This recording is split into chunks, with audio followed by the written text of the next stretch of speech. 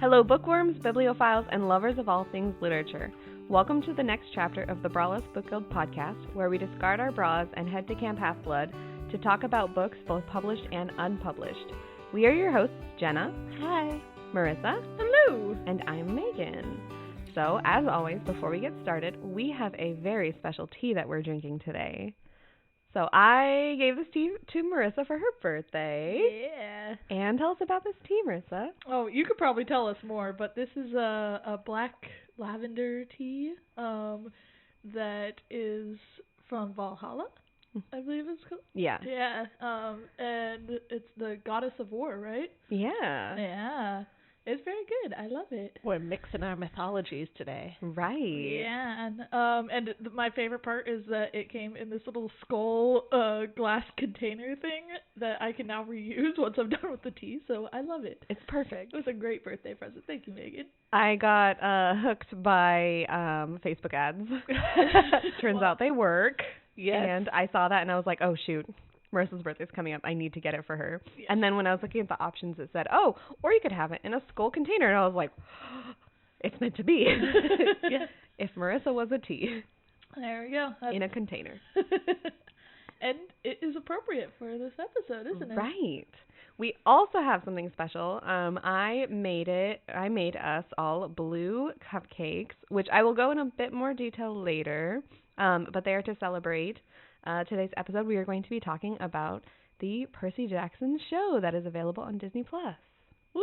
Yeah. Hashtag not an ad, but could be Disney. So, to get us started, I'm just going to talk about my quick history with Percy Jackson, and then we'll kind of hop into like the TV show and what you guys thought. We've only watched, you guys have only watched the first 4 episodes. So what we're going to do is we're going to talk about the first 4 episodes. I'm going to get your theories, who you think the lightning thief is, all of that jazz, and then we'll come back in a bit, and then after we watch the last 4 episodes, and then we can discuss the last 4. So, to start off, I was on Tumblr way back in 2015, I think it was. Actually, no, it must have been 2014. And I wanted to start drawing again, so I was looking up some fun art, and I saw this person who did a lot of like Harry Potter and Soul Eater the anime art, and I thought, oh, that's really great. And they also did a ton of Percy Jackson art, and I had never read any Percy Jackson. I was kind of late to the game because it's very middle grade, at least the first 5 books are, and I fell in love with the art, and I was like, okay, maybe I'll give them a try. And I read them and fell in love with them and binged the entire series while I prepared my wedding way back in the day. Oh and my gosh. Yeah. So it's been a couple years, but I did end up, for like a summer camp that I worked at, I had the kids like read the book, and then we ended up watching the movie and like do a compare contrast kind of thing, and it was really fun. Except the movie's a lot scarier than the book is, and they were first graders, so it was rough. Anyway, so let's get started. So, what did you guys think? So, as kind of a premise, Marissa and I have not read the books. We have not watched the movie, and we now have watched the first 4 episodes. So we know nothing about the Percy Jackson world. We were actually discussing it, and it was kind of funny because Marissa's like, the only thing I know about this world is... Wait, what? Because I found out I knew 2 things, actually. That's right. She was like, the only thing I know, but also I know that he's the son of Poseidon. Yeah, the only thing I knew was that he was the son of Poseidon, really. Because of, social media and all that, and I'm on, like, TikTok and whatnot, and I'm scrolling through it, and somebody did this thing where, like, people are getting upset, some people, not everybody, but because Annabeth is black, and I found it interesting because somebody pointed out, and I don't know how true this is, but I liked the idea of it, that in the book she's blonde, and the idea at that time was she was underestimated because blonde was supposed to be the dumb one, the, like, oh, the blonde girl, and she's not really capable, but she, like, defies expectations of it. And somebody pointed out, like, that's not really true nowadays, but black women still suffer that, of, like, they're underestimated and stuff like that, so that's why they were cast as black. I don't know if that's true or not, but I really liked that. I think it fits, actually. Yeah. I loved it. I thought that was really cool, too. But yeah, so we were talking about it. We were like, we really don't know much of anything about this series, so it's kind of perfect for us to go in and watch it. And I liked it. I do remember that, you know, growing up in our group of friends, we have talked about the Percy Jackson movie, and it's come up in this podcast before, how awful it is and how everyone hates that they cast much older actors. Right. And the casting was awful, all of that. So I thought the actors, we did look it up, they were 15. That suited. They could pull off 12 rather than the cast that were probably in their 20s. I called it, by the way. Cause Marissa called it exactly. Granted, I think he was, 14 when it was filming? So but he just turned 15. Turned 15 or something. Yeah. So it was like 13, 14 when they filmed it, yeah. Exactly. So we were we were watching it, and it was kind of perfect. I liked the cast. I thought that they played their parts well. They were believable. And it was funny because we were watching and we were like, oh, we know that person. Oh, where do we know them from? Oh, we know that person. Where do we know them from? And we're talking about like where we've known most of the adult cast from other places. Lin-Manuel Miranda. Lin-Manuel Miranda. We were just like, oh. Well, it's funny because the first one that I noticed was Megan Mullally, but I didn't know it was her. I just went, oh my god, that looks like Megan Mullally, but it doesn't look enough like her that I think it's her. That's her. Mrs. Dodds? Yeah. Electo? Yeah. Oh, that's Megan Mullally. Okay, because I was also like, because I rewatched the first 4 episodes last night to refresh myself as well and take notes, but like, I knew her. And I was like, she's so familiar, but that's amazing that you know. Oh my god! I saw that and I'm like, wow, that actress looks a lot like Megan Mullally. And then I had to go look it up because I'm like, who is she? And it's like Megan Mullally, and I'm like, oh, she just doesn't really look like herself, but looks like herself. Yeah, she pulls off a good Fury. She's a great actress. She does so much. Oh yeah. For those of you who don't know, she's Karen from Will and Grace. Yeah. So that's who we're talking about. And Tammy from one of the Tammys from one Parks of the and Rec, yeah. Who was actually married to the Ron Swanson actor. Yeah. I forgot his name. Yeah. But yeah, so she was the first one that I noticed, and then I knew about Medusa. That actress is who's she? She's in Black Sails, and I love her character in Black Sails. And then Jenna looked her up because she's like, she does look familiar, but Jenna didn't watch Black Sails. And she's also in The Flash. She's the Flash's daughter. Okay. And I was like, I know her. That looks like Nora from The Flash. And I was like, and so we looked her up, and it was funny because we were discussing how overall she plays very smart and intelligent characters, and it was kind of cool to see her as Medusa. Yeah, I really liked that character. I like the Medusa character in this too. Disney, though, always making things a little bit nicer because it is geared towards children, so... Poseidon loved me. Yeah. That was funny because she says something like, do you know the story of how I was this way? And Jenna's like, I know the story, but what is Disney's story? But yeah, it was really fun. I liked it. It's intriguing. I told Marissa, I was like, well, now that we binge watched the first 4, because we decided to watch them together, so she came over, she made dinner for us, which was wonderful, and then we chilled with my baby and just kind of watched the first 4. Our baby. With Elias, and we just watched the first 4 episodes, and he was actually a good little baby and let us watch all 4 of them. He did fall asleep eventually, but... Oh, we should have brought him on and said, hey, Elias, what do you think? What are your theories? He would say dog and mama. Yep. Dog and duck. And duck. But yeah, so I really liked them. I thought they were well done. I was intrigued. And then, like, the next day I told Marissa, I was like, now I want to watch the next 4. Like, I just want to finish it. So I think that I liked them in a way that obviously the movie did not do well. Because if I'd stopped halfway through...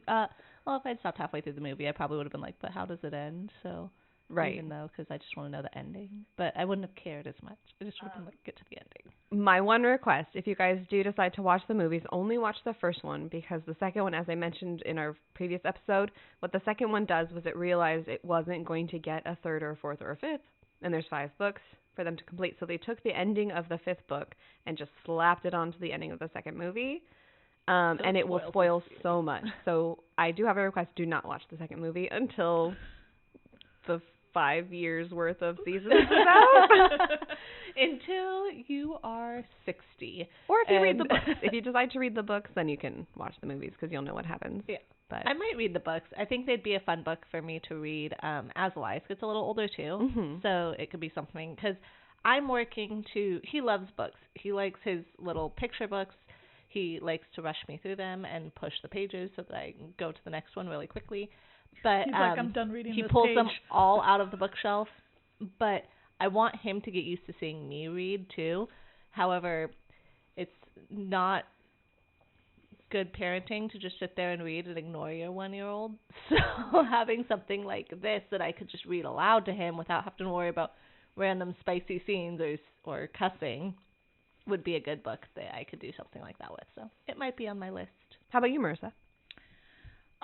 My opinion of it generally, I think it's a good show. I think it's definitely made for a younger audience.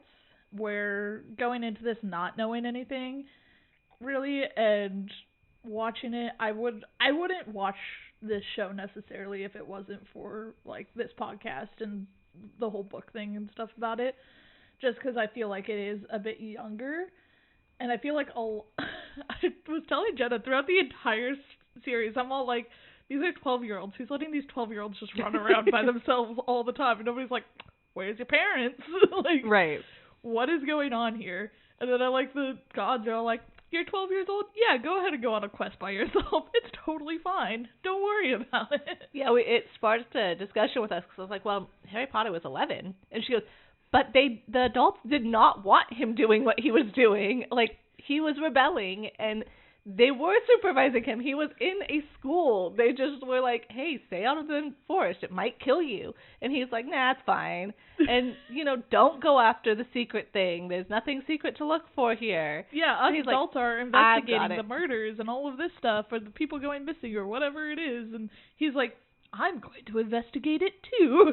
Like, and even like to the point where I think we decided that like the 5th book is really when the adults were like, all right, whatever. And he's like 15 at that point. Yeah. And we were like, okay, yeah, even up until the point where he put his name in the Goblet of Fire, they're like, what the heck were you thinking putting your name in the Goblet of Fire? Like, you're not supposed to do. His name. But yeah, but that's what the adults were like, right. You're too young to do this stuff. Exactly. So up until 15, really, the adults were like, stop. And even at 15, they were still like, dude, you are a child, but we realize we kind of have to, like, you've been doing this for 4 years, 5 years. All right, we got to let you do what you do. We're, like, in the Percy Jackson one, it's just like, yeah, you have to go do this. Welcome to Camp Half-Blood. Go on a quest. But don't worry, you can bring 2 friends along with you. Who are also, well, Grover's 24. Grover's 24 that acts like a 12-year-old. Marissa goes, the only thing is he doesn't talk like he's 24. Yeah. He's a satyr. They age differently. Yeah. I just laughed because I'm like, oh, good, they've got the 24-year-old supervising these kids. But, no, I think it's definitely aimed towards a younger audience, and there's a lot of stuff, like we were saying with Jenna and the mythology of Medusa and stuff like that. Mm-hmm. Like, I know I'm nowhere near an expert on mythology. Like, I know stories here and there, and I find them fascinating. So it's like, watching it, being somebody that's so into mythology, I'm surprised I wasn't into this so much. But now that I'm older, I'm like, I don't like this take because it's kind of younger. Yes, yeah. So it's like watching Hercules. Like, he changed a lot. Zeus was a great father and husband. Exactly. I was just going to say, oh, Disney, with making the Greek mythology palatable. Although, I do like the fact that it's like, oh, we're just going to, like, all these gods are just, having kids. Yeah. Freaking Hermes' cabin filled with children. He's just out there like, oh, you're cute. Yeah. Lin-Manuel Miranda, you slut. The joke was that, so speaking of Lin-Manuel Miranda, everyone was joking that in the elevator, as he's rising up to deliver Medusa's head to Olympus, everyone's like, oh, he's got his breakout song. Yeah. Breakout song. And then he just like hummed the song a little bit, and everyone's like, oh, here it is. That's the I joke. love it. So, okay, what is interesting is that going into reading the books way back when, I knew some about mythology, and I love mythology. I think it's really cool, fascinating. I love, like, comparing, like, I always joke about, oh, can you name all of the Greek gods and their planet, like our solar system planet counterparts? It's like, can you do it? Because I can. And, but reading the books, I learned so much. And it is really educational, especially for, like, Greek mythology. And they give a lot of different takes on, like, Hercules is actually a bad guy kind of thing. I don't want to go into too much, like, spoilers for future books or anything for, like, what might happen in the future, because we don't know once season 2 comes out. But I learned so much, and I feel so educated just reading them, and I think that they're a great series to teach kids about Greek mythology. And like you said, it is going to be palatable because it is for children. But I highly recommend reading it if you just want to learn a little bit more, because I knew about, like, I never knew about Chimera, or Echidna was the mother of monsters and stuff. I never knew about that before reading this, and so I have pretty to cool. say, I loved the way it started with him kind of daydreaming and remembering being at the museum with his mom and why she named him Perseus. And he said something about, oh, he's a hero. And she was like, what makes him a hero? And, like, I liked that they pulled that, like, not all monsters are monsters. Right, not all heroes are heroes. Yeah. Just because we were told it's a monster or a hero doesn't necessarily mean that they are a monster or a hero. Right. And, like, the definition of both. And I thought that was a good heavy thing to start with for kids without being too heavy. Like, it tackled something good, I thought. I liked that. Also, can we take a moment to talk about the casting that they did for young Percy? Was so good. At first I thought, I was like, oh, it's CGI. It's got to be CGI. They took the actor for Percy and they just made him CGI as a younger kid. No, it's a real kid. Yeah. And they're perfect. Like, I thought the casting in this whole show was fantastic. That's what sparked the conversation of what age the actors were, because they had the younger Percy, and I'm like, see, that's probably, like, actually a 12-year-old right there playing, like, an 8-year-old, and then... Yeah. Right, because there was the moment where his mom is teaching him how to swim, and I'm like, Percy would know how to swim. He would not be 8 years old not knowing how to swim. His mom would just throw him in the water and be like, hey, Poseidon, take care of your son for a bit. Your turn to babysit. But, yeah, him being old and learning how to swim was weird to me. Yeah. When the mom was driving him to the camp, I remember I looked at Jenna and I go, I got a bad feeling for his mom, because he's not an orphan yet, but this is the whole setup for an orphan trope, isn't it? And guess what? She got turned into dust. Yep. Thanos got her. But what's really funny is when it happens, they, like, crush her, and I go, that's not how humans die. That was even Grover. Grover made the comment. He's like, I thought they'd die a little bit more squishy-like. Exactly. And then when Grover said that, I was like, that's, like, perfect, because that's exactly what I was thinking. Like, oh, Disney, that's not how humans die. And then you met Dionysus after that, and I thought, my initial thought was, like, because I didn't know who he was playing or anything, I'm like, why is this actor in this show? Because I've seen him in a lot, and, like, he plays really well in what he plays in, like Brooklyn Nine-Nine, and he does a lot of voice acting and stuff like that, but it's definitely a lot more mature stuff. Yeah. So I was like, okay, what's he doing here? And then it was Dionysus, and I'm like, okay, I guess that makes sense. I have to talk about, I went through a whole name issue with half of the names in here I could not pronounce. So when I was reading the books, I thought it was Dionysus. Oh, wow. And so I'd pronounce it that way in my head. And then BTS came out with a song, but in Korea they pronounce it Dionysus. So then I was like, oh, it's Dionysus. Okay. And then in the show they're like, oh, it's Dionysus. And I was like, God dang it, I don't know what's true. But yeah, I loved, when I first saw him, I was like, oh, he's not really good. But then he turned out being really great. Yeah. Yeah. Yeah, I think he was perfect for Dionysus. And it was funny because I was like, when I first met him, I'm like, he's gotta be, because there's no one else that, like, that character could play in a kids show that would make sense to me. Yeah. But yeah, then they tell you pretty quick who he is. Right. So, But I like the casting so far for all of the gods. Yeah. I think that they're really good. I've thus far not been disappointed. I think it's funny that Lin-Manuel Miranda is Hermes, and I laugh because, like, here's the thing, because it's so, like, this is written for children and the child's journey and everything like that. I'm like, I don't give a crap about Perseus right now. I want to see who the other gods are and what they're doing. Who's Athena? Who's this? Like, Yeah. I will spoil that we have not met Athena yet. I do imagine that we'll meet her in the last episode. Mm-hmm. But yeah, I'm very excited to see who they have for her. Yeah. I'm very excited for the last episode. But for the movies, Hermes was played by Nathan Fillion, who is one of my all-time favorite actors, and to me is like the perfect epitome of Hermes, in that he is a little quirky and like all over the place. And so I'm really sad that, you know, he couldn't reprise his role. Yes. Fun fact, I actually just learned this the other day. You have not gotten there yet, but there's one character that was from the movie, that played a character in the movies, is also in the show. So when we get there, I'll bring it up again. Yeah. I did happen to look, and I thought it was cool that I think in the first episode, like another teacher was Rick Riordan. Yes. And I thought that was cool. I love when authors get to do cameos in the movies.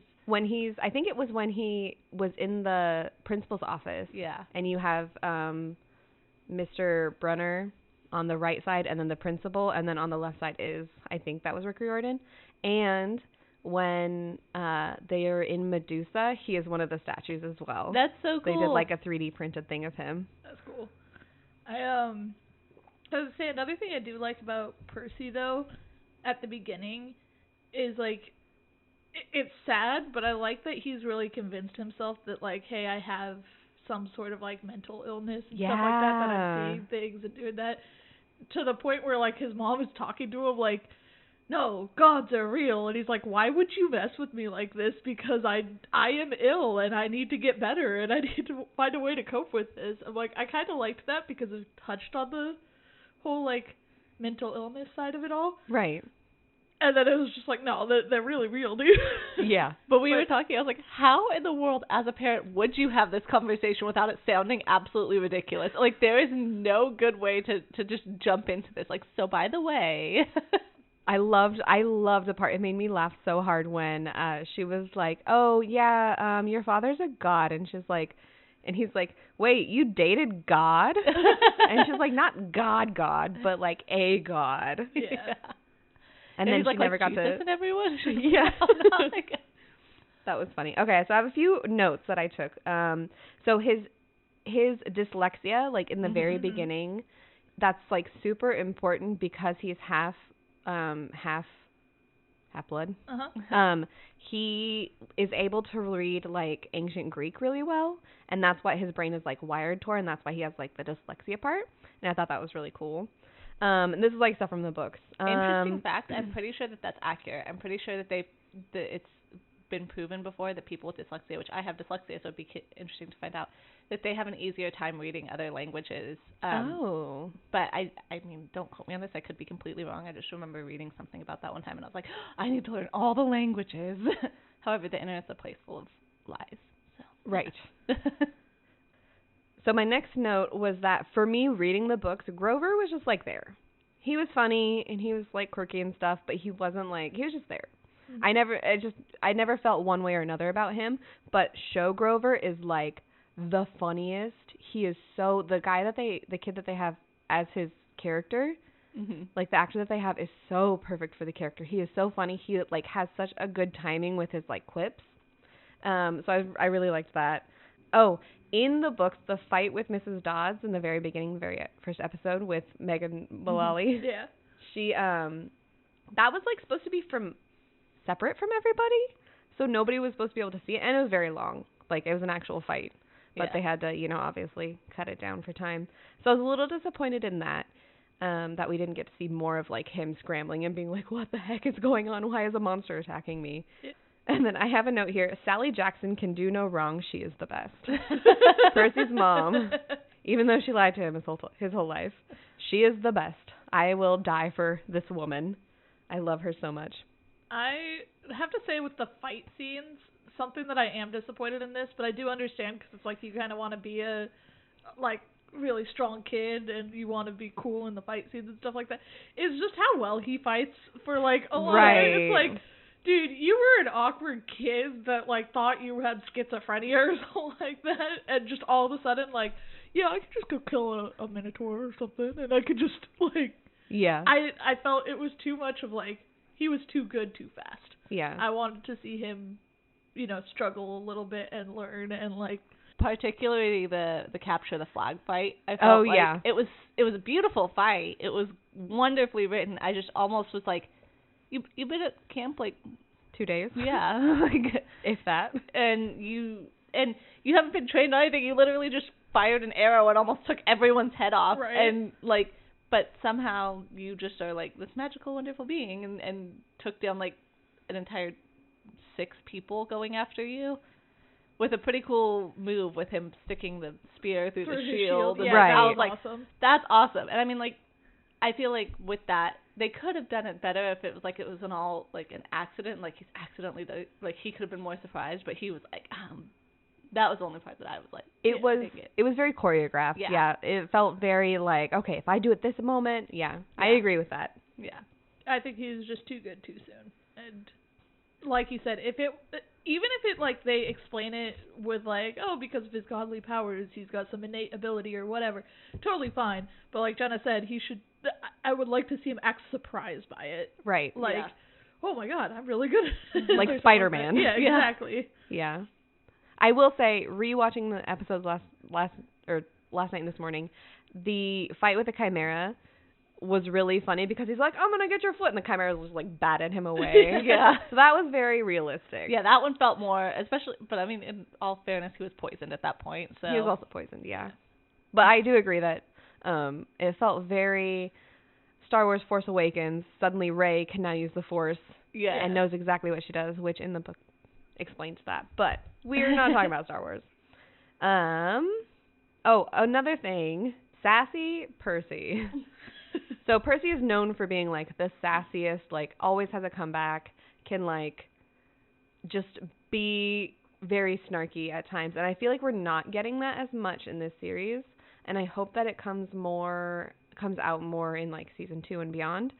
But I love the idea of him sending Medusa's head to Olympus. Like, that did happen in the books.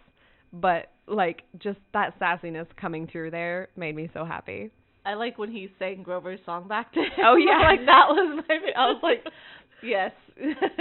Totally turn that around and use that on your way. I loved it.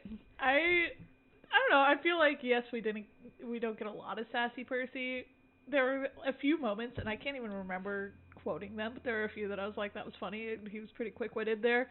I think the sending Medusa's head almost came out of nowhere. I loved the fact that it happened, but it didn't, like, I don't know. I don't feel like I get a lot of Percy's feelings towards the god. Like, he's still learning everything, and then all of a sudden he's like, I'm just going to send this head up there and mess with them. Like, yeah. It just felt kind of out of nowhere, and maybe it's just because maybe he's childish and wanted to play a prank or something like that, because that's kind of what it read like, almost. Mm-hmm. Where if I think he was older or something like that, and he had this, like, anger towards the gods and stuff, and he's like, I want to be a jerk and mess with them and, like, do something to really piss them off.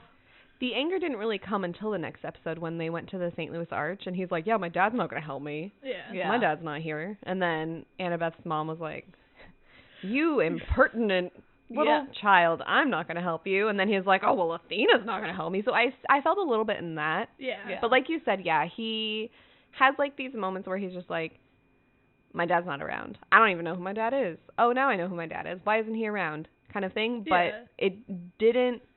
Yeah, I can see how you feel that way of it being like, I'm just going to send the head to Olympus. Here's what I think about them. Turn to stones. Yeah. I didn't feel like there was much feeling behind it. I think it was just, send it to Olympus. That sounds funny.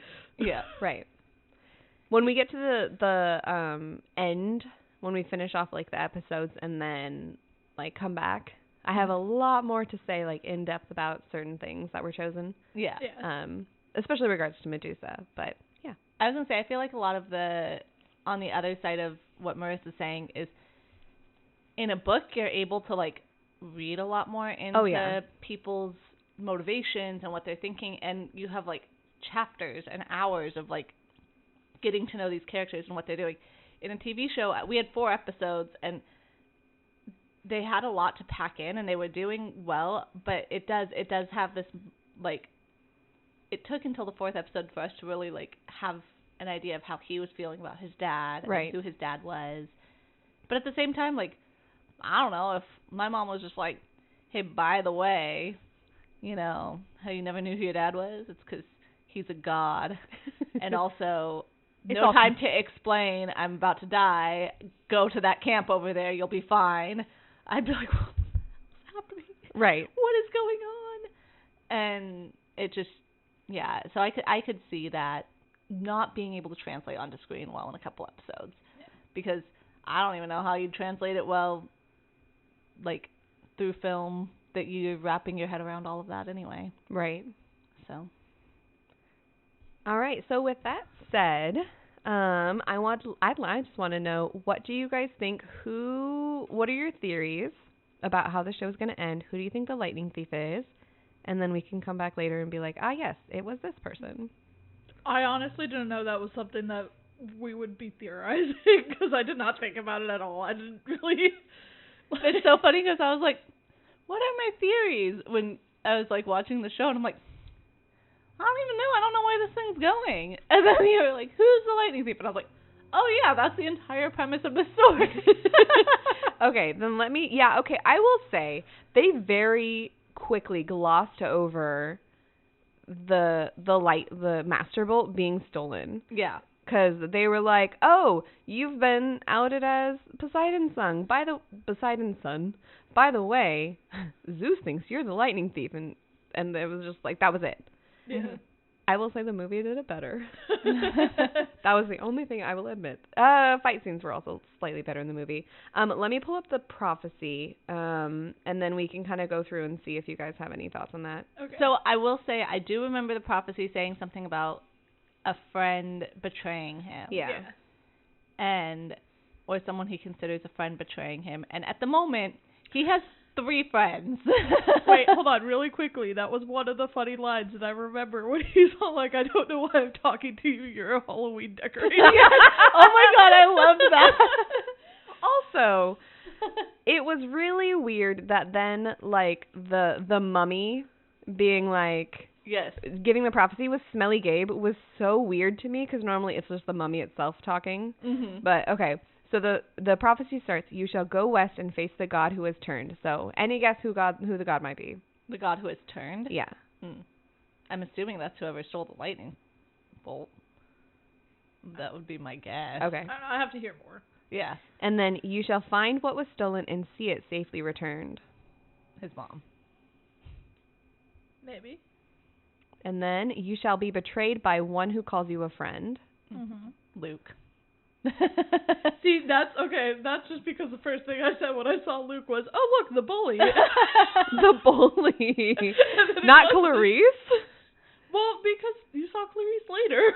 Oh, Clarice was after. You're right. Okay. Yeah, I saw Luke. I thought he was gonna be the bully. Yeah, he did come and be like, "What, fresh meat?" Yeah. Although I don't know, it could be Grover, but I feel like Grover's too obvious. But then again, this is geared towards 12-year-olds. So that could also honestly just be the centaur person. Chiron? Yeah. Oh, yeah. Also, I don't know. There's a lot of options right now. I was like, he has 3 friends. We got Luke, Grover, and Annabeth. Like, yeah. Oh, one thing that they did add into this was that Percy said he was like, yeah, well, I brought Grover because there's no way that Grover would betray me because he's so loyal. And then Annabeth, we're never going to be friends. Yeah, exactly. And then here they are like, you calling me a friend? And the last line of the prophecy is, and you shall fail to save what matters most in the end. What do you think he's not going to save? That's what I thought was the mom. Oh, yeah, that could work for the mom. I feel like that makes sense. But then I also feel like what matters most in the end is the world, because this is supposed to, like, save the world kind of thing and keep it from, like, war. But I have to remember that this is also geared towards 12-year-olds. And there's 4 more books. That's true. But that's also why I was like, if there's 4 more books and the whole point of him going on this quest was to keep the gods from going to war, then, like, there's 4 more books. Something else is going to happen. So I feel like there's things that could just play into that. So the 3 main, like, powerful gods are Zeus, Poseidon, and Hades? Yeah. So they're the big 3, they call them. And Hades supposedly has the mom. Yes. Right? And he's going to get his mom, right? That's yes. what the journey is right now? He's going to save his mom from Hades? So they know that the underworld is set in L.A., and so they're heading towards L.A., like they were on the train heading towards L.A., they made it to St. Louis, and then Echidna and Chimera showed up and was just like, rawr! Yeah. So he's supposed to, they want him to go to Hades to get the lightning bolt from and Hades. His mom. And then he found out that his mom was stolen by Hades, so he's like, all right, well, I guess I'll go then because I want my mom. His mom is the lightning bolt. Oh. Dun, dun, dun, dun. I think obviously, like, the 3 main gods are not the lightning thieves because I just feel like that would be too obvious. I feel like it has to be another god that's messing with them. I know. I would love it to be Hermes. That's I'll be honest. I would love it to be Hermes, just a dude that's a messenger, and he's like, you know what? I'm keeping this one. I was thinking the same thing. I was like, I could see it being Hermes, or I could see it being Athena because that would test Annabeth. So, that would be interesting. And if she found out that Poseidon had a son, right? So it's not explicitly said, but they don't get along. Poseidon and Athena do not get along at all. Right. Yeah. And so if Athena found out that Poseidon had a son, an illegal son, at that, maybe she would frame him. So working off of that theory of like Poseidon had a son, so Athena had a daughter, and stole the lightning bolt, and Athena's daughter betrays the son. Percy. Yeah. Yeah. Although I do know purely from, the world of the internet that they are an item because everyone talks about, can I have things that are she could still betray him in the first. That's true. Like she said, there's like so many books. Yeah. There's 10 total. Plus then there's the Trials of Apollo. Yeah. Which is about like Apollo's story. And then they just released another one where Percy wants to go to college and has to get letters of recommendation, and that book was so stinking cute. Yeah. I guess there's still a lot of unanswered questions, and there's a lot of like my own mythology and stuff that I'm trying to put in there that is not necessarily explicitly said, so I can't really say for sure. Because I'm sitting here like, in mythology, what god would want to do this? And it's like, but I also am thinking stuff like, why would Hades like save/take the mom? And it's like, is there like a love triangle thing between Hades, Poseidon, and the mom? Maybe Hades is just doing it because he knew Poseidon liked her. How much did Poseidon actually like her though? Because he just had a kid with her and was like, oh, that's fucked. I'm piecing out. I don't know. I think my problem is I don't know enough about the mythology in the world at this point to really make a good educated guess on that. I feel like if I read half the book, I'd be able to guess exactly what was happening. Okay, but watching half the shows, I don't think I can guess what's happening. Mm-hmm. Yeah. I'm really good at that. Jelena gets very mad at me when we watch shows, and I tell her exactly what the end is. Yeah.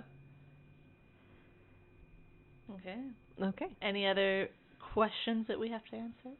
No, I think that was pretty much it. Just wanted to know those prophecy theories. Yeah. All right, so we will hop back in after a quick short break of these messages. I don't know. Okay, wait. Before we go, we have to talk about these blue cupcakes because they look like Hades to me.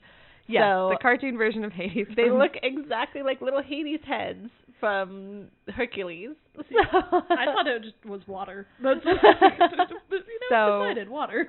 Yeah, that's what I always thought too. Before I read the books, I always thought, the reason that blue is like for Percy is because, Poseidon and stuff. But actually, the joke is that Smelly Gabe, his like stepdad, has always talked about like there's no such thing as real blue food out there. So Sally Jackson, the woman that she is, snarky, see where Percy gets it from. They have an inside joke that every time on Percy's birthday, they always make a blue cake. They always have blue frosting. Any blue food that they can find, they always buy and kind of enjoy together. So I thought that was cool. A cute little. I like little that. thing. That's super cute. Do we not believe in blueberries? Well, if you look at blueberries, they're kind of more purple on the outside and they're white inside. No, they're blue on outside, they're white inside, and then when you mush them, they make purple. Yeah, but they're still blue They're when weird. you see them. Yeah. Do blueberries even exist? Not according to Smelly Gabe. Nothing. Okay, so we have returned, and we have watched the last 4 episodes. So hopefully you have too, so that there's no spoilers. You've watched all 8 episodes, people, right? But if you haven't watched it, I mean, if you don't mind being spoiled, continue listening. Okay, so in the last 4 episodes, we had a god bought them cheeseburgers, so we got to meet Ares, which was really fun. I will say that Ares' casting was perfect. He was so good, exactly how I pictured Ares when I read the books. And then, we also got Grover got to talk to Ares about like his lesser stuff, and he was a big fan of Ares. And what was it? Nature is brutal or whatever. That whole mentality. I think the best part of that was Megan made us pause at that point, and because we all decided to watch the last 4 together. So Megan and Marissa came over and we all watched it together. And Megan's like, okay, I looked up all of these wars that Grover mentioned. No one died in them. And then right after we played it again, you hear Ares go, huh, hardly anyone died in those. It was like the best. Yeah.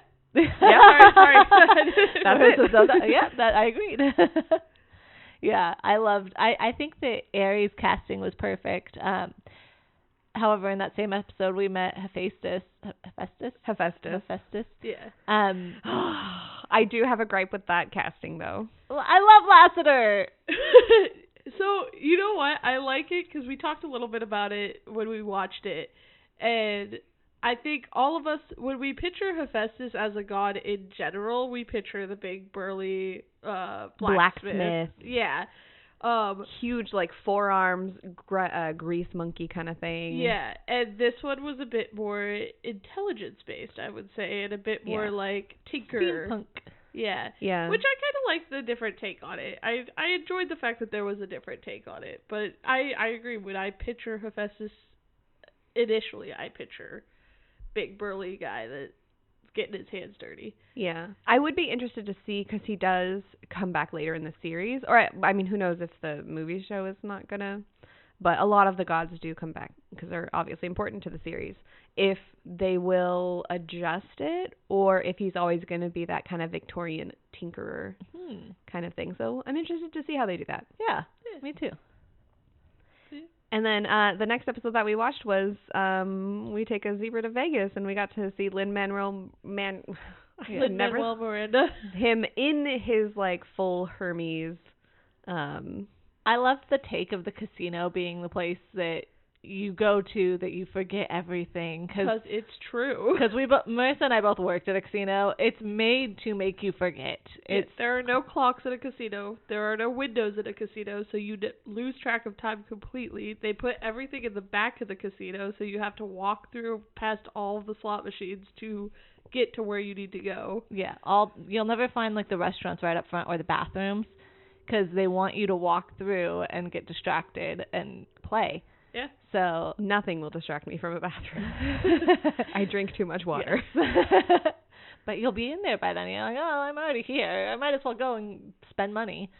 That's interesting that they do that. I actually never considered that, but also I've never really been in a casino to gamble before. So yeah, I didn't think about it much until I worked at one, and then you start realizing the purpose of it and why they do what they do. But so the Lotus Eaters know what's up. Yes. The Lotus Eaters, I mean, obviously, Rick Riordan was an adult, and he probably was like, I know what these casinos are up to. They're trying to distract me. Yeah. But I loved that. I thought that was really unique and interesting. I also liked how Lin-Manuel Miranda played Hermes. I thought that it was interesting. And when they stole his car and the note on it to the dumb kids. The dumb kids. I loved that. It was perfect. I'm still kind of on the fence with this casting because like I said earlier, I want to call him Malcolm Reynolds. What's his name? Nathan Fillion. Oh, yeah. I loved him. And when I finished the series the very first time, I was just like so like hungover with Percy that I was like, I need more. So I ended up watching the movies. Mm-hmm. And he did such a good job of being like the jokester, like the trickster that I always imagined Hermes being. Mm-hmm. That then Lin-Manuel Miranda kind of has this more serious take on him, which honestly his character is a very serious character. Yeah. Especially when we get into like the spoiler that is Luke, his son. Right. And how that plays out through the rest of the series is kind of, I don't know. I'm interested to see again how it goes further with him in it. I think Lin-Manuel Miranda is a very brilliant person in general, from his work of In the Heights, Hamilton, Moana, what was the one we just watched, Encanto. Oh, I didn't know he worked on Encanto. Yeah, he did all the music. So, like, he is very brilliant. Typically when I see him in an acting role, I don't think he's a bad actor. I just never, like, I think he's better in the writing aspect of it. And what about even on stage? Is he okay on stage or is... Yeah, he's okay on stage as well. Like, I think the thing is, I think he is a good actor, but everything else outshines him about him. The acting, I'm like, I kind of wish it was somebody else. I agree. So the meme that's been going around when he was like that after the casino episode was everyone's like, oh, he's going to burst into song. Yeah. Like, it's going to turn into a musical because it's him. He's so good at writing both, like, music and story that it makes his acting look worse, even though it's not bad. He's not a bad actor. He's a pretty good actor. Yeah. But I just, everything else, he outshines himself. Yeah. So it's like, I see him in an acting role and I'm like, eh. You know what I think it is he's such a big personality because of everything he does. It's such this big, like, oh my gosh, he is so brilliant, so smart, so good at what he does that I don't see the character, I see him. That's true. Yeah. It's like, and I think that's kind of what takes me back from it. Yeah, and it's that I can't see you turn into someone else because I'm just so excited about seeing you. Yeah. Which then takes out of the whole thing. But I think because I enjoy him so much and I do find him so brilliant and so interesting, I get excited when I see him in things because I'm like, oh my gosh, you're so good. I love it. And like, I think his little like smile that he does, like his mischievous smile, like when he was taking Medusa's head up in the elevator. Oh, the elevator, yeah. And you just saw his like, he knew what it was and kind of like shaking his head and smile. Like that was like the perfect, that's exactly what I would imagine Hermes would be doing, knowing exactly what he's taking up to the gods. Like, yeah, this kid, like, because when the elevator's open, he's like, you guys aren't gonna believe this, right? And then, so as I said to you guys when we were watching it, I couldn't decide if my favorite episode was the Lotus Casino one or the following one where they go to the underworld, because I just really like the way that both of those were done. Like I loved Ares shoving the kids into a trailer with a bunch of animals and then them leaving and Grover being like, oh, don't worry, I gave him the satyr's blessing, they'll be all right. And they're like, I meant the people. Are the people going to be okay? And he's like, oh, yeah, right. Well, the animals will be fine. I liked when he was like, don't worry, guys, the animals already had an escape plan. They just needed thumbs. They were just missing one thing. What's that? Thumbs.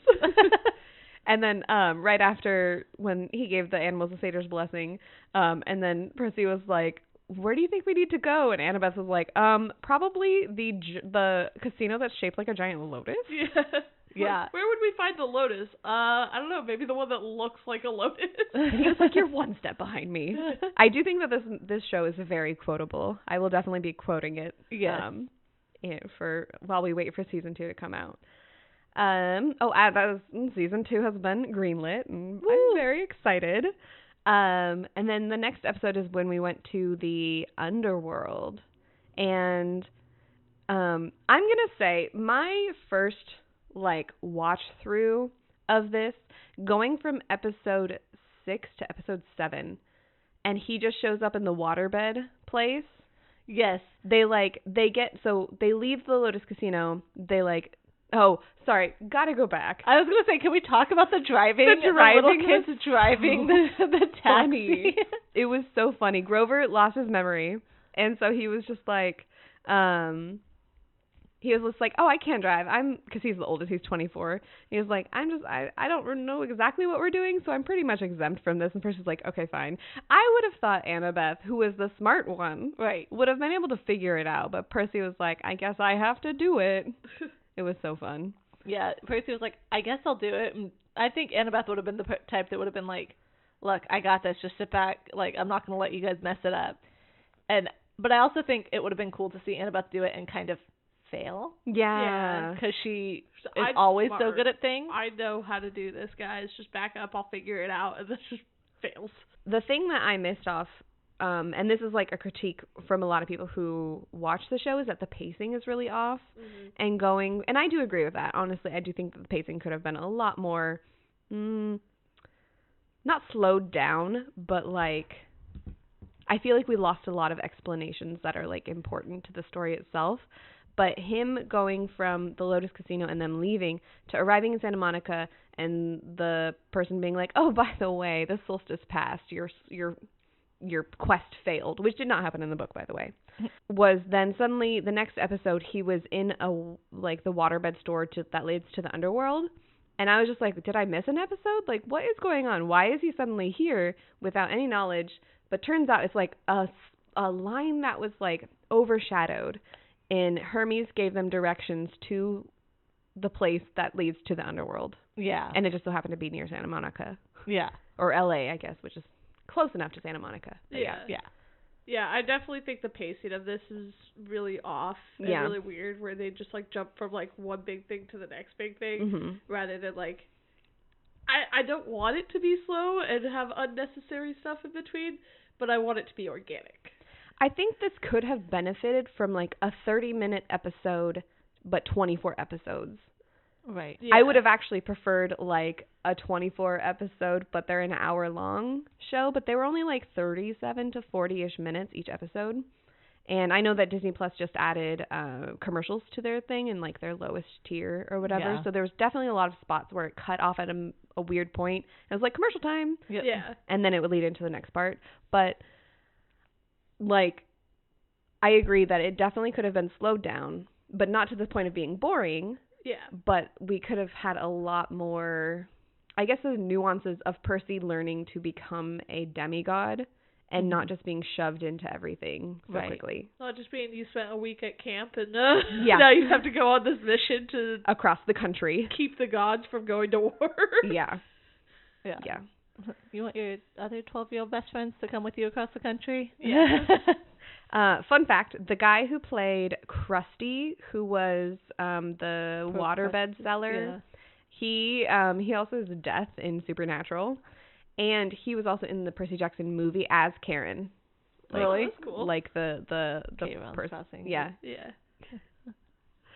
So he actually, So I thought it was cool that they did bring one character back from the show or the movie, but he has such unique features that he just fits any part that they put him in very well. Yeah, I think he did a good job with where he was at. Mm-hmm. And I found it was a weird small part that they almost could have done without. Which is another critique. So in the books, Percy knows nothing. He basically relies on Grover and Annabeth to understand the world that he has now been like thrown into, and he will slowly figure out who is who. But with this one, like when they met Medusa, they're just like, oh my god, it's Medusa's, where in the book they like had lunch with her, and then they're like, something seems fishy here. Auntie M, I think that might be Medusa. So they had that, and then with Krusty, it was like he has to like outsmart them, but this one they just shoved him on a waterbed and he was trapped. Yeah. So I feel like they lost a lot of like Percy's, like the nuances that was Percy learning about this world through Annabeth and Grover, to now suddenly, oh, my mom taught me everything. Yeah. including ancient Greek. Yeah, including ancient Greek. I think I do like the fact that he knew a lot of, like, mythology and stuff like that, because honestly, if I were Sally, yeah, I would teach him if I knew this was going to be a thing. Like, hey, let me tell you all the stories that you're probably going to be useful later on.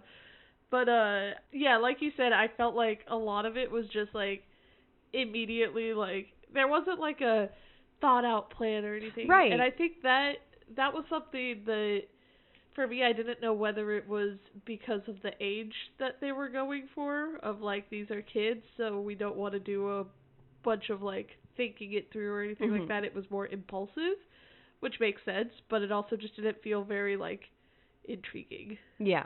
It was just kind of like, here's your obstacle. Something's going to happen so you can get past it.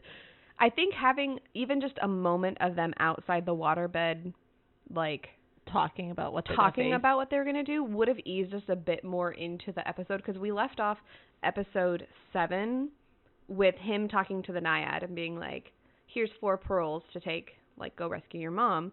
Your quest failed.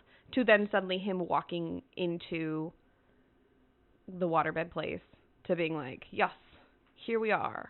So I feel like what it felt like to me was a cold opening. Yes.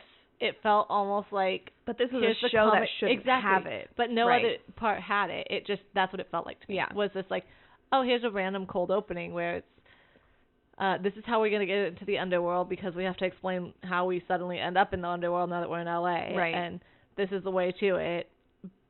Let me tell you why it is the way that it is. But having them show us outside, me like, Krusty's, oh, do you think that has to do with what's his name? Right. Who is also his brother. Yeah. Because he is the son of Poseidon who kills travelers. Right. So, yeah. One change that they did do that I actually enjoyed was giving 4 pearls instead of 3, because in the book they only give 3, so Percy would have had to make a decision of, like, who is he going to leave behind.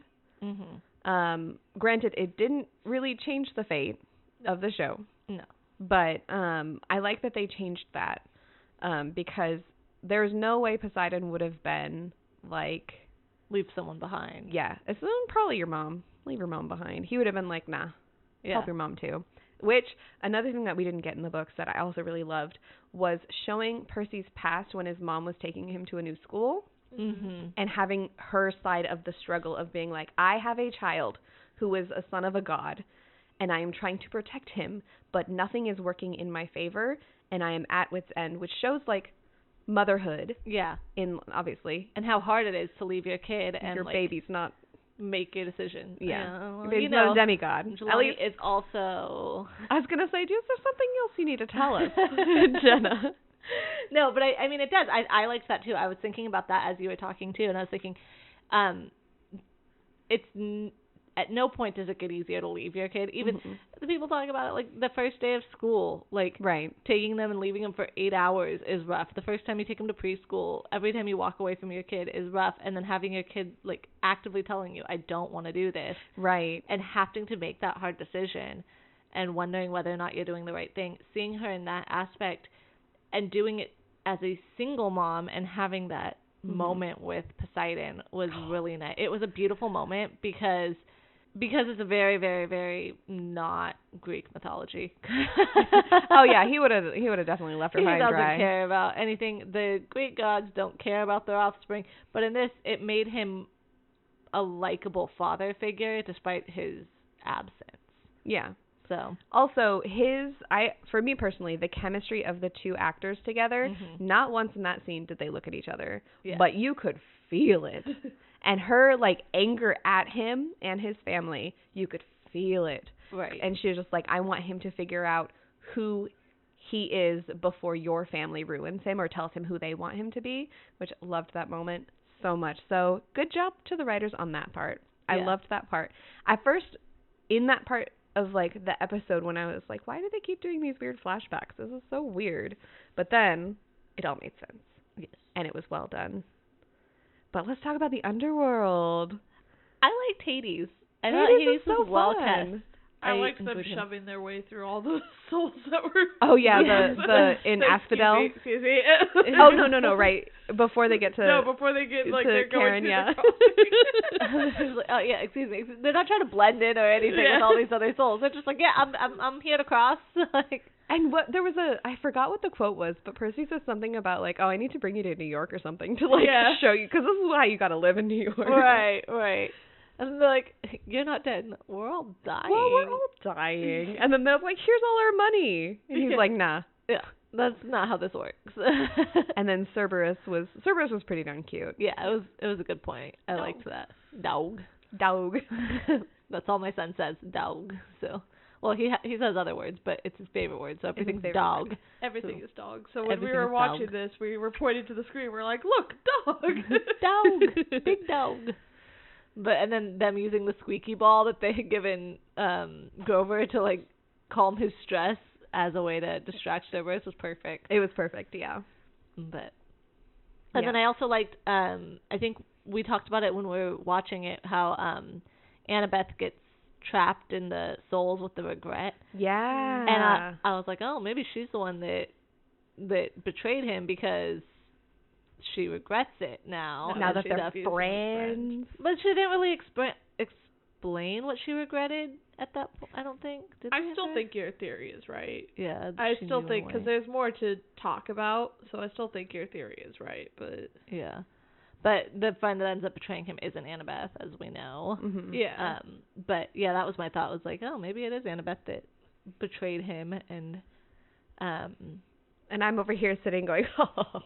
And Megan's like, I know everything. Well, because so then we get to Hades and we talk about the prophecy and all that, and we find out who the actual bad guy is. But Hades talks about how his helm was missing and used to take the bolt, right? Mm-hmm.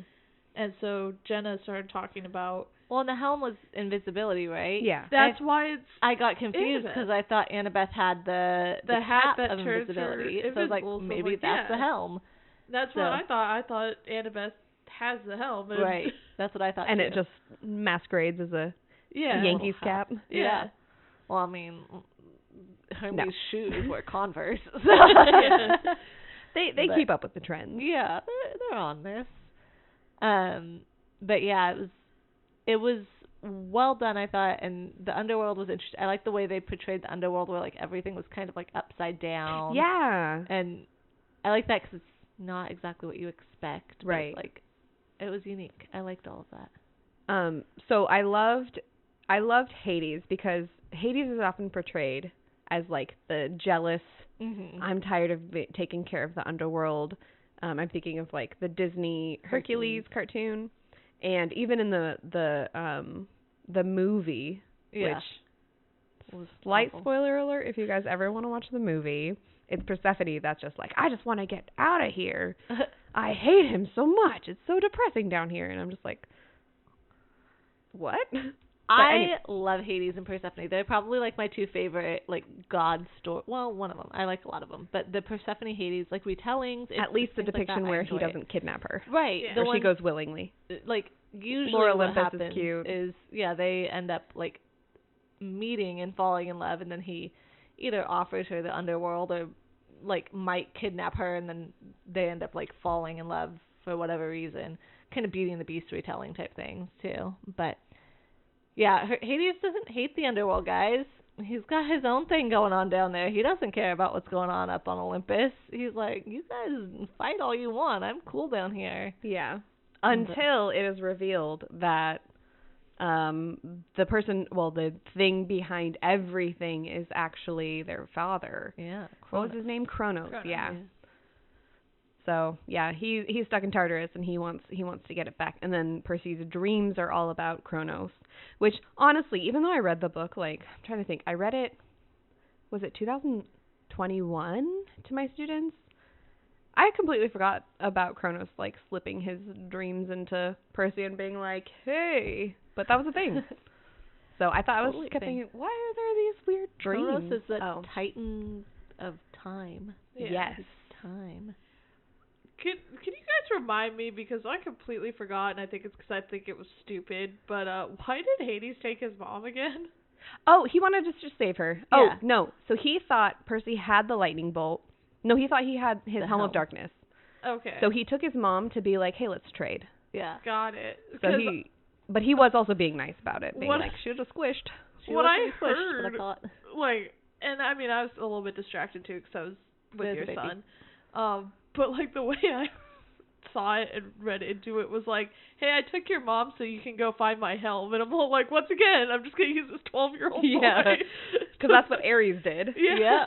Oh, we missed that part. Yeah, the whole point of Ares was to go and get the shield. Get his shield. From Waterland. Yeah, in Hephaestus's Tunnel of Love. His Tunnel of Love. With the music choice. Yes. Yeah. What is Love? Oh my gosh. Was so funny. That was great. I burst out laughing watching that. Even my husband was like, what? But yeah, so sorry, going back to then Hades and all of that jazz. That honestly makes sense for Hades to be like, hey, by the way, I need you to help me out because I can't help myself. Yeah, but at the same time, I'm still sitting here like, oh, I'll save your mom because I need this 12-year-old boy to go get my artifact. Interesting, because the funny thing was he thought he had it, and so he's like, let's do our trade. It's fine. Like, let's do our trade. Yeah. You can get it. And then he found out about Kronos, and he's like, ask me for sanctuary. Just stay. It's fine. Just fine. Part. He was kind of like, you're a 12-year-old kid. It's fine. Just hang out here. And then Percy's like, I'm going to take you up on your original offer. Let me go get that helm for you. Yeah. And, like... Quick thing, though. Yeah. Oh, shoot, what was my thought? It was about using the kids. Oh, so Ares using Percy to get his missing shield that he left when he was having a tryst with Aphrodite. Yeah. And then Hades potentially using him to get his helm. And then Dionysus is over here. Dionysus, what was his name? Yeah, Dionysus. Dionysus, that's how you pronounce it. Dionysus is just like, I want you to go get that bottle of wine. For me. Go get me the bottle. He's got his priorities straight. But yeah. Yeah, it's that same, like, I liked that it wasn't, when he found out, like, hey, I don't have the helm, this is this big whole thing going on. He was like, look, you don't want to mess with my dad? Like, just stay. I will offer you sanctuary. You can hang out here with your mom. It's fine. And Hades was, like, genuinely the only one that wasn't trying to screw him over. Mm-hmm. And he was like, I'll go get your helm for you. And then it was like, let me fight Ares. Okay, yeah. Next so now episode, we're going to talk about fighting Ares. Okay. In the book, it makes more sense to me, but also you are reading it and imagining it. Seeing it in action, I'm just like, how does this kid, who's 12, even think that he could take on the literal god of war who is twice his size in both girth and height? Yeah. And also has been around for millennia. And caused wars and been in wars, yeah. And you were 12 and had 1 week at camp. With your sword pen. Yeah. And a week on the road. You got 2 weeks of training under you. Ish. It's like one of my biggest critiques about this series so far is just the like overpower of Percy because he's got, you know, plot armor. Yeah. And it's like, hey, I'm the protagonist, so I'm going to win every battle, even though I have no idea what I'm doing. But magically, I'm going to know what I'm doing. It would have been, I think it would have been better if he had tricked Ares by using his overconfidence. Exactly. Which would have made more sense if he had done it that way than being like, you're going to find out who I am. I control water. You are a demigod, which is no match for a god, and you're 12. Especially a god of fighting. A god of fighting. Do you think he's never fought somebody that can control water? Because I'm pretty sure he's probably fought somebody that can control water. He probably fought Poseidon even. Exactly. I was going to say, it's, their whole thing is that their family fights. And I'm sure that Poseidon and him have butted heads before. So, but he's also, I think he's supposed to, the idea of him is supposed to be like the dumb jock. Yeah. And then, but that's the one thing, so the biggest critique that I had, that I mentioned earlier, especially with the fights and how he like gets out of all of these skirmishes, is half the time Percy like outsmarts them in some specific way. Mm-hmm. Like I can't think of a thing off the top of my head. But It's been a while he's since we read able the to book. use it to their disadvantage. And so for me, not seeing that in the show kind of disappointed me. But now I think that as we get further into the series, it will change accordingly because he does learn more about this world or whatever. But yeah, I was also so confused because he does say when he is leaving, after they get into the truck, he says to Aries, like, you're going to underestimate me and you're going to figure out who I am. And then he says this quote of like, now it's time for you to find out who I am. And I'm just like, wait, what? Yeah. But I don't remember that specific part. And then I don't feel like they showed enough of Percy being able to use his power to then suddenly summon this absolute giant tsunami wave to take out a god. A god. So seeing, like, I wish I had more, because there was one part in the Tunnel of Love where he saves Annabeth in the water, saves her, like, throws her, and she's like, did you use your water capabilities? And he's like, I don't know. Yeah. And I feel like if we had more of that throughout, it would have made sense, because I just assumed, and I forgot it from the book, Poseidon just came and helped him. Because again, up until that point, we have the whole scene of his dad being like, yeah, when he's ready, I'll help him. I'll be there with him. Right. You have that, like, quote of him saying that, and then here's a giant wave, so I'm like, oh, it's Poseidon. I forgot that it was him. Right. But no, it's Percy. So he is overpowered, like you said, with very little explanation of him even knowing how to control himself. I think he needs to lose sometimes. Like, your protagonist needs to lose sometimes, and he just doesn't lose, really. Like, circumstances cause him to be on a losing end of something, but it just never feels like he actually, like, I never feel like he's going to not win this battle, because now it's kind of set a precedence of, like, There's 17 books. Yeah. Well, I mean, not even that, but, like, there's ways to lose without dying or you not lose continuing. the battle. And yeah, exactly. There could be, like, you lose and then somebody comes and rescues you and pulls you out of it, and you have to recover and learn your lesson from that and everything like that. I feel like that just doesn't really happen to him. It happened when he turned into gold.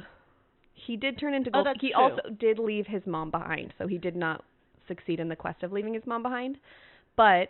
or of getting his mom and rescuing her. But I mean in, like, battle sense of it. Right. Like... there was no battle when he turned himself into gold when he sat on Hephaestus' throne. Yeah, it was just his choice to sit down and then it was Annabeth who... which isn't actually out of character, because he did the same thing with the Chimera. He did the same thing with all sacrificing he wants himself. to do is die, guys. He literally keeps trying to just sacrifice himself, and he cannot die. The plot armor. Exactly. Yeah. But yeah, I think that the pacing was weird, and the fight scenes, to make him, like, uber powerful from, like, straight off the bat, especially when it doesn't make sense. He's not a god, he's a demigod, and he shouldn't be going up against gods and just winning purely from power or strength. That was the only thing that really, like, irked me a lot. Like, I was like, have him, you know, like, oh, I draw first blood, and then Ares is, like, attacking him, and he just, like, uses the water to, like, throw a rock at his head or something, and it, like, causes him to bleed. You got first blood. It was a tiny little maneuver. Ares wouldn't have seen it coming because it wasn't an outright attack. Yeah. Like, that would have been smart and funny and interesting, you know, rather than, let me have this big battle scene and I will overpower with you a giant wave because I am super powerful. It looked cool, though. It looked great. It looked fantastic. I loved the choreography that they had for that fight scene. Yeah, it was good. It would have made sense if it had been against, I don't know, a demigod of Ares. Church. Which we get later. One thing that was, like, thrown in the mix of this scene in the fight with Ares was him learning more about the gods through Luke, which is very important, because now that we're on the final episode, we find out who the actual lightning thief is. Spoiler alert, it was not Percy. Yep, it was Luke. It was Luke. Technically, although they thought it was, it was Luke. Clarice. Yeah, so they thought it was Clarice for a while, because she's son of Ares, or daughter of Ares, and also she's a bully. I think the thing that I liked about Luke, but also don't like about it, first of all, I like that we kind of called it at first, when I first saw it, like, there's a bully. There's a joke, but it actually, as you guys were saying that, when I asked you, who do you think the lightning thief is, and Jenna was like, Luke, and I was just like, oh. How does she know? Because I called him the bully. Yeah. But the story of Luke being like, gods don't care and we're so insignificant and stuff, and I'm like, yeah, that's true. But also they're super powerful, so why are you fighting back? I would just be like, yo, I'm going to cut my losses and be on the lam or something. He's got Kronos on his side. Plus also Ares. Ares But was misguided. Kronos doesn't care either. Nah, man. Kronos does not care. Your gods don't care. Kronos especially does not. So it's like, he got daddy issues. He wants someone to pay attention to him. He takes any little amount of attention he can get. I am on Luke's side as far as the fact that, like, I believe gods don't care, like, in mythology. Oh, yeah. Like, yeah, you guys just have all of these freaking kids and then, like, fend for yourselves, guys. So I'm like, yeah, I'm on his side on that part of it, and I get that part of it, but also I'd be like, but you're also going up against gods. Right. Ugh. But if he's so Luke's plan was to give Percy, oh my god, I have so much to say about this.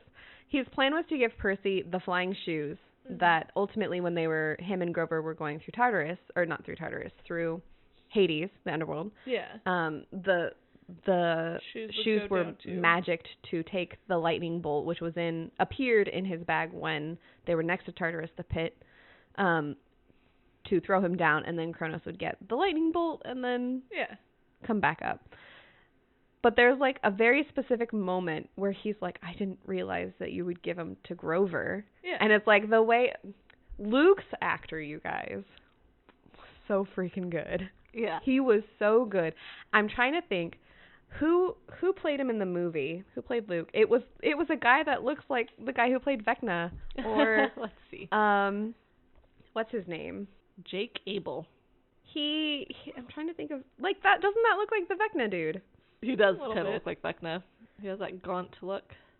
Oh, he was in The Host, and I Am Number 4. So he was basically in all of those, like, YA books that came out into movies at the same time. Wait, he was in Midnight Sun? He was a narrator in Midnight Sun. Is that the Twilight movie? Yeah. I don't think it's a movie. Narrator. I think it must be the... No, it's the audiobook. Oh, the audiobook. Oh, he was even in The Lovely Bones. Yeah, he was in everything. Okay. All that to say, Luke. Oh, the actor who played Luke was so good in that he expressed so much in those few moments that Percy, like, finally realized that it was him. Like, one, he didn't want Grover to die. He wanted Percy to die. But also, he was trying to recruit Percy. Yeah. And he was like, yeah, I could kill you. You're fine. You can go down to Tartarus. It's no big deal. I'll give you these shoes. And then he's like, why did you give them to Grover, who's my best friend? And it's like, sir. Right. And then he's also, him and Annabeth, like, came to camp together. So they were, like, on the run for a very long time together. So they had, like, this brother-sister relationship, which I don't feel was, like, it was just kind of glossed over in the show.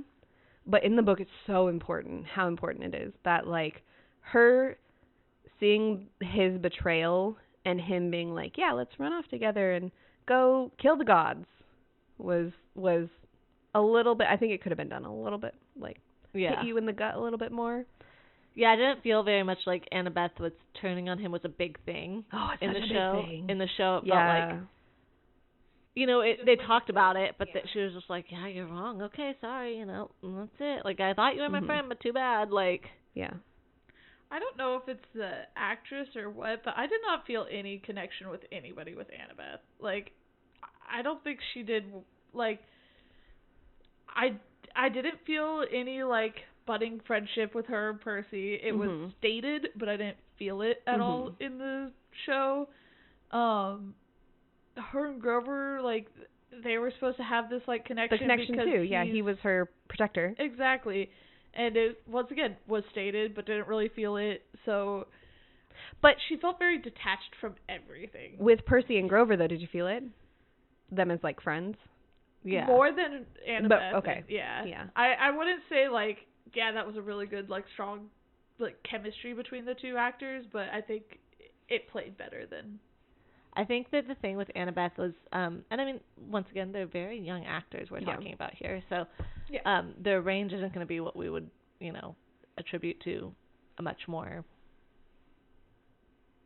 experienced. I was going to say mature, and then I was like, that's not quite the right word. Yeah, experienced actor. But yeah, she went with the strong, silent, stoic type, which is exactly how Annabeth was supposed to be towards Percy at first, but you don't, because she was the stoic, misunderstood kind of, I don't want to fall into the, you know, in the books, dumb blonde or underestimated person, like she wants to stand up for herself. It didn't come across as her having actual attachments to anyone. And I think that... Except for maybe Thalia. Yeah, but she had a little bit with a tree. Her best chemistry was with the tree. And even then, Percy's like, "What would she say about you going home?" And she's like, "She's just a tree." Yeah, that's a tree. I think the thing is that I wanted more from Annabeth, and maybe you do get more later on. I'm sure you do, but it's like I wanted her to be more of the leader. Yeah. Of it, and she definitely did not ever, like, I feel like it was supposed to be played that she could take over that leader role, but she never really did. Yeah. And, like, she's daughter of Athena, who is, like, the strategist, the wise strategist. Like, the only time she it should felt be like... the one that, like, sets up everything, and it was, like, it never really felt like that.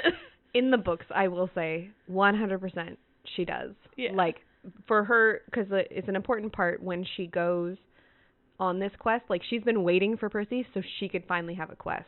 Yeah. And this is like her moment to shine. And then Percy's just like, "Yeah, I don't know what this is. What do you think it is?" And she's just like, "Well, obviously it's Medusa." Yeah. And he's like, "Oh." So he's like, there's also this, like, they have the nicknames for each other. He calls her a wise girl and she calls him Seaweed Brain because his brain is nothing but seaweed. And he's just like, all looks and nothing there. Yeah. And she's supposed to be the smart one. But I agree that I feel like there could have been more on her as a leader of this, like, quest. That even though Percy's the one who got the prophecy himself and it's his quest, because he chose her, she would have taken charge. The only point they actually brought that, like, into the show, I felt like, was the Medusa episode when she went into the gas station and she said something like, "Wait a minute, who do you think's in charge here?" Yeah. And, like, there was a point where, like, she actually brought that up. But that, once again, it was stated. Like, it wasn't shown very well. But I liked that part. I did like her, though, getting through to Hephaestus, even though that specific part was not in the book. Her getting through to Hephaestus and being like, "You know what? He's not like all of you people. I don't want to be like that. You shouldn't be like that." And then Hephaestus is like, "Yeah, you're right. I don't want to be like that either." I did like her doing that part. Yeah, I think that was probably one of the shining moments of the show as far as their friendship building, because that's the first point that it actually felt like she actually cared about him. She could have just left him. She got the shield. Right. He was like, "Yeah, just leave me." That was written purely for the show and wasn't a scene from the book. Right. So yeah, it ends with Luke running away and them all leaving summer camp for the year, and Percy going back to his mom, still having dreams about... Wait, hold up. Very Harry Potter of it. Yeah. Okay, let's leave off on this whole, like... Oh my God. Nothing will happen for this year. We'll go to next year. We're going to go take a break. Yeah. But Dionysus coming out and being like, "Wait, your name's Percy?" I thought it was Peter. And he's like, "No, I'm Percy Jackson." And it should just, like, cut right there. Yeah. But now they still had more that they had to do. But then him running out and being like, "Get out of here." The ending when it was like he found his mom. Oh yeah. And after then, the fight with. Yeah, he finds his mom at the he lake returned. House. And he returned the lightning bolt to Zeus. Right. And then he actually got to meet his dad. That's true. Finally got to meet Poseidon. And then he went back down and saw his mom. Yeah. Zeus, he tells Zeus what's up, and Zeus is like, "Don't ever come near me again." Zeus was on character right there. Yes, perfect. But then, he goes and he leaves and he meets his mom. Or he goes to the beach house and he finds his mom, and surprise, it's a dream. It's Grandpa in his dreams. Why did that feel more realistic of finding his mom? Because then he wakes up at home with his mom. Oh, yeah. We don't even just talk about, like, yeah, how he actually got her back, or, like, the reuniting of them, or also, anything when he at all. wakes up and he's all like, "I spoke to Grandpa in my dream," and she's like, "Well, what did Grandpa have to say to you?" He's like, "He said, tell your mom you love her," and I was like, That's very sweet. What did he actually have to say to you? I like was just like, stop calling him that. Yeah, don't call him Grandpa. But yeah, no, I was just like, why? Wait, it's more. We're We just missed not the going to talk reunion. about the reunion. What Yeah, kind we of, just missed the And also, reunion. I was just sitting there and I was like, wait, this is feeling very Inception. Why did the dream feel more real than the real? I was like, are we going to wake up again and his mom's actually dead and she did perish and Hades never gave her back? I'm like, what is happening here? But really, the true best ending to this was Smelly Gabe. Oh, Smelly opening Gabe. his package. The post-credit scene of Smelly Gabe. Yes, Yeah. Sally's finally leaving Smelly Gabe because, you know, once you're with a god, the next guy you should be with is Smelly Gabe, obviously. There's a reason for that, but again, they didn't describe it. Yeah, and So they had the blue pancakes, which they you had the explained blue last time. pancakes and the blueberries. Yes. Yeah, I'm glad that they, outside of like the blue candy that they had, they didn't explain everything. Yeah. So here are the explanations they left out. Him being ADHD is supposed to help him fight because he's supposed to be like, his brain is supposed to shift very quickly to help him fight. Him being dyslexic is because he's supposed to be able to read ancient Greek easier than he could read anything else because of his godly parent. And then the reason that once they like figure out their parentage or whatever, or they realize who they are, then all of the monsters can now smell them and can come after them. Huh. And so the reason that she was with Smelly Gabe was because he smelled so bad it covered up Percy's scent to all of the monsters. It's funny because you called him Smelly Gabe, but I don't remember him ever being referred to as Smelly Gabe ever. Not in the show. They never referred to it. But in the book, it's Smelly Gabe, yeah. Just a weird loser that sits on the couch. Yeah, he's just Gabe. Yeah. I will say the movie Gabe, I thought did a better job than the show Gabe because he felt very, like, Sally standing up to him, I loved. But in the books, she's mostly just like this, like, okay, yeah, I'm doing this for my son kind of thing. Yeah. I will suffer for my son. Whereas in the show, I liked that they made her stronger and he's like, I want the sandwich with the pickles. And she's like, Yep. did I hear please? And he was like, please? Yeah. Yeah. So I liked that they did that, but it also did not make a little sense because Gabe could have been a lot more, like, rough. Yeah. That Percy's life, that he would actually prefer to be at school than rather at his apartment where Smelly Gabe was. Right. Yeah, but I also think it was mostly he was just annoying, and I completely understand. Yeah. Just, you know, I don't really want to be in the house with this guy, Right. so He was I'd pretty rather be- yeah. Annoying boyfriend. Stinky boyfriend that we don't know is stinky. Yeah. Yeah, I don't know. I think I like the fact that it wasn't really abusive. Yeah, or anything I liked like that, yeah, that they So didn't. it was just more like he's kind of a deadbeat. Yeah. He's annoying, so But it's okay. We turned him to stone at the end. So, okay, and another thing, I don't know if I told you guys this, but in the book, Sally is the one who specifically turns him. Oh. And she sells his statue as, like, because she's supposed to be, like, kind of an artist. She sells his statue for a lot of money, and everyone's, like, the whole thing is that she gets so much money from it that they can live comfortably for the rest of their lives because of the utter horror and confusion that is written on this. And I feel like we lost a lot of her, like, autonomy there. Yeah. Because, her choice to make. Right. Yeah. I do see how it could cause a lot of issues. Like, yeah, she's willing to kill a man for it. Especially one who Disney is doesn't just a love deadbeat and not abusive. If he had been abusive, then heck yes, do it. Yeah. But him just, like, being like, I'm going to break into this house. What's this package here? To Percy. From the gods. What? And he opens it up, and I love his last words just, oh, that's gross. And then he turns to stone. Oh, my gosh. Yeah, I thought that was a good ending. But, yeah, it does kind of take away the, like, strong Sally feel of it. Strong mom. But she is still strong. Like, yeah, that's, yeah. It just takes away from showing it in that moment. But so now question. Important question. So the next book / season is called Sea of Monsters. And I'd like to know your guesses on what it's about. So important thing to know, in the show, Grover gets his searcher's license, so he's going to start the hunt for Pan. And he said specifically, everyone's, like, cataloged and recatalogued land, but I'm going to go check out the ocean. Yeah.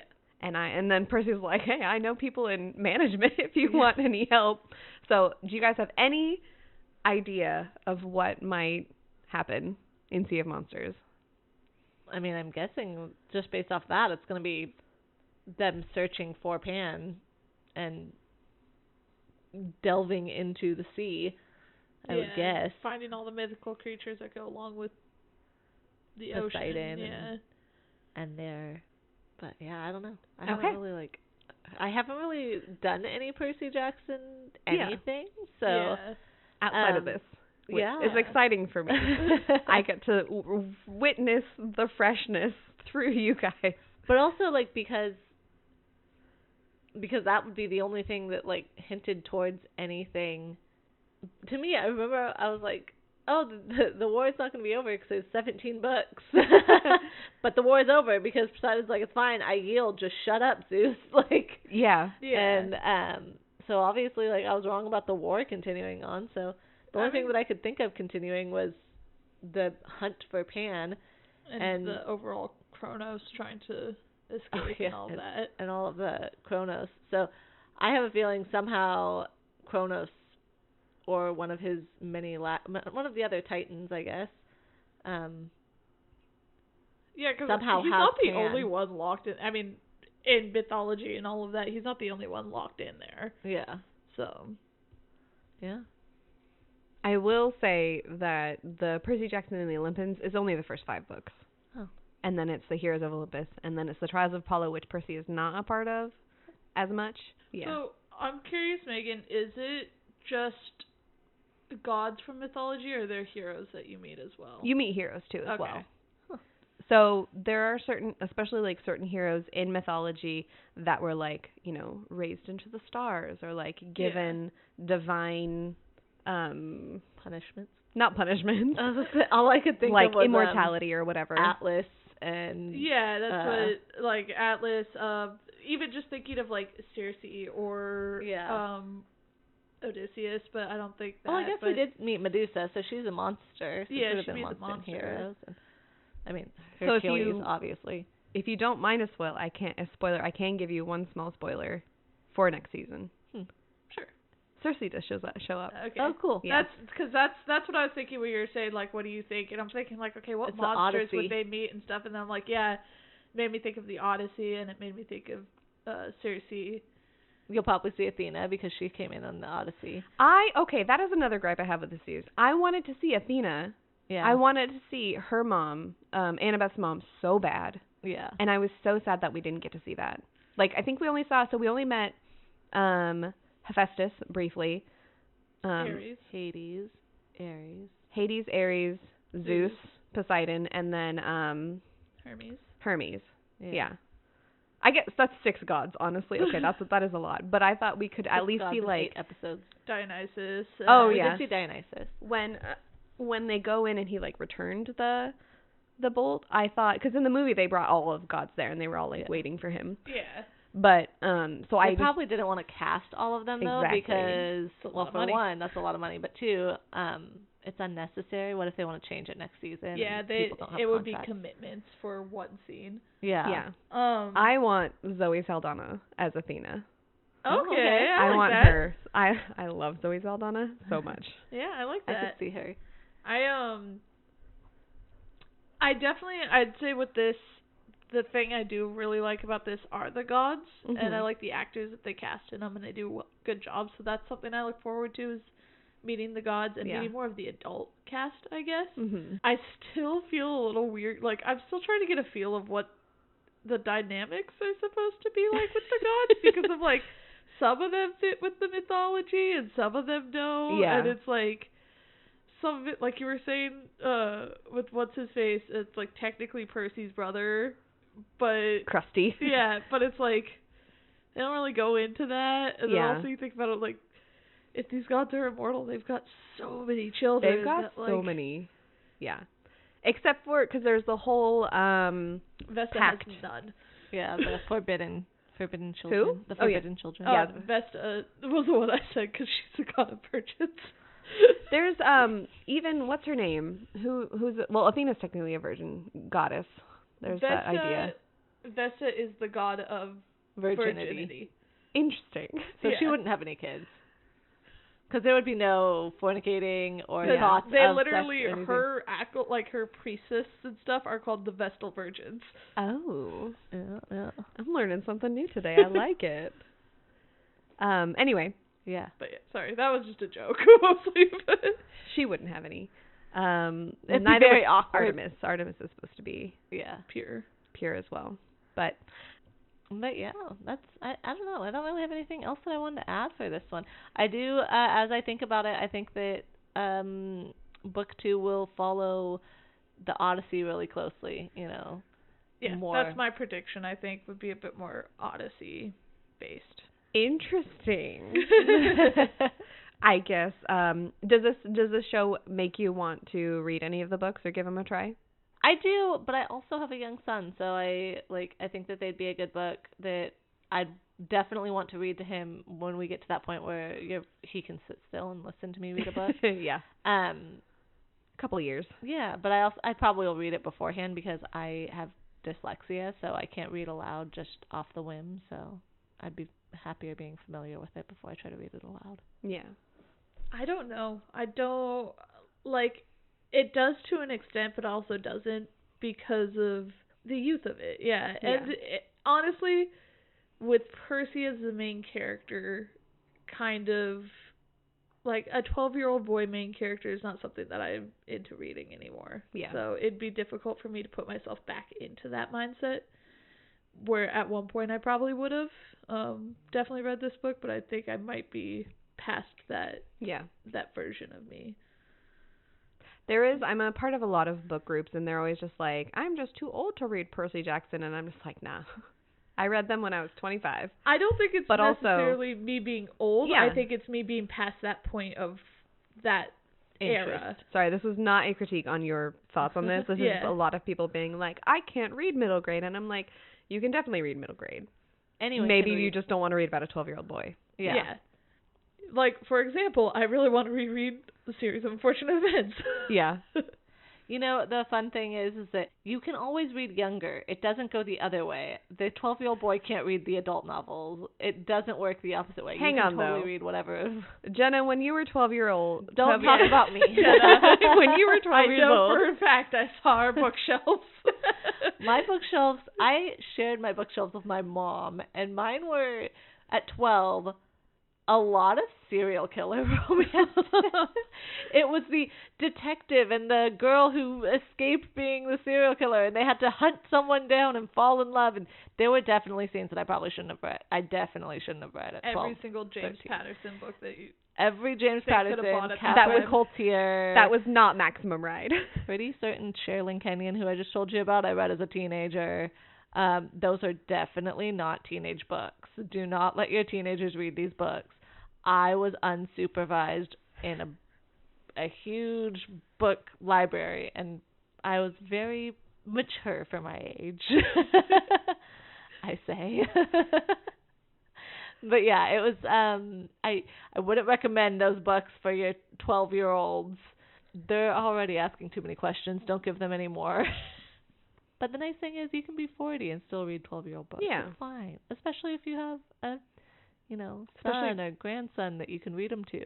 Especially when 40-year-olds are writing those books. Right, so. exactly. Yeah. I will say really quickly, in the book that I'm reading right now, they were talking about, like, children's stories. Like, this person came across a children's story, and they were like, why would you read that to a child?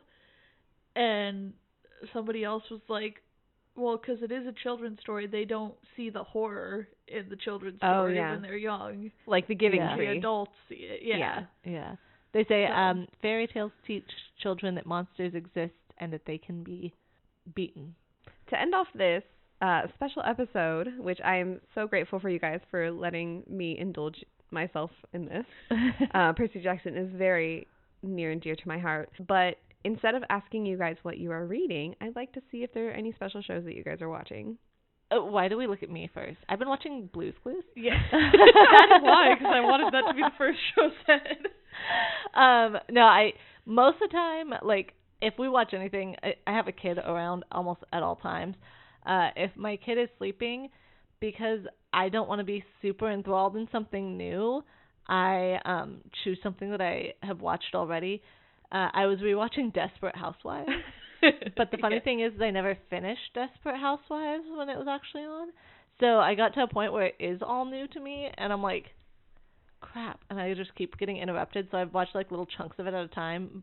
However, I've been watching it since November. It's a very slow going thing for me because you don't get a binge watch when you have kids. So Blue's Clues. Those are my all the time things. Yeah. I just finished watching Has Been Hotel on Amazon Prime, which I do not recommend you watch with your son. Is it like Owl House? Because I want him to watch that. It's a little inappropriate. It is like Owl House, but a lot more inappropriate. Dang. Like Family Guy? Yeah, a little bit more. It's all about the princess of hell that's trying to rehabilitate sinners because angels come down to exterminate them, and it's not shy about why people are in hell. Oh. But it's also a musical voiced by a lot of Broadway stars, so interesting. It's very good, and I recommend it, but also not with your son around. Oh, crap. I should have started watching that 6 months ago, and he had no idea what it meant, except for it was just a cartoon. Well, it wasn't out 6 months ago. Dang. Yeah. I've seen a lot of fan art about that recently. Yeah, it's a really good... Pretty popular. Our brother has not been feeling well lately and was couch-bound for a while. And so one day I went over and we just binge-watched the entire thing together. Oh, yeah. Because I just wanted to get him into it.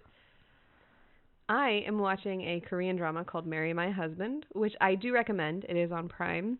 It is about a woman who has cancer, where she finds out that her best friend, or her husband, is cheating on her with her best friend, and they sort of accidentally murder her, and she jumps back in time 10 years and has a chance to get revenge on them.